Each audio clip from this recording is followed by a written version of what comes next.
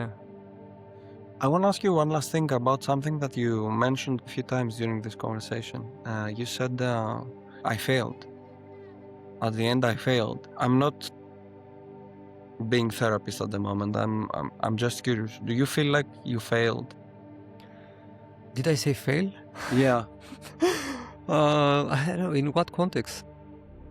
No, I don't About think that... minutia. No, look, not that turnarounds are not real, but in realizing the vision I had for the company when I started, yeah, I haven't reached that. But it also may be that, this wasn't the right vision in the first place. You know what I mean? So I don't know when exactly or in what context I mentioned that, but in realizing that vision, yes, I failed. The company is not where I wanted it to be back when I started. Mm-hmm. But, the company's, is here. It allowed people to launch their careers. And I'm not exaggerating. It really happened. It has given me so many things. And it's still around and it's doing really well after, a couple of very, a tough couple of years. And at the end of the day, it might be okay that my initial vision hasn't been materialized, at least yet, because as I said, maybe this was the wrong vision or not the best way to think about where this can go, right? Because assuming you reach that, it's not sure that is the best for you and that will serve you, the best. Because, okay, let's say I reached that vision and I was so stressed out and I had all these responsibilities and whatnot and I couldn't enjoy life. I spent almost 2 years traveling with my wife and son around Europe. We did 14, 15 countries and we would spend 1 month in each country. And I did that because of how Minutia turned out to be. Maybe I wouldn't be able to do that had the company went where I wanted it to go. Right? You know what I mean? So yes. I know what you mean, but I fundamentally disagree. Not as a therapist, therapeutically informed coach or whatever. As Aggelos, and as a former and current professional of the field, because you also ended up with a net positive in your bank account. Of course, yeah. So you started a business and you traveled, you made money, you gained a lot of experience that is resellable, and at some point the business itself, stopped producing these outcomes.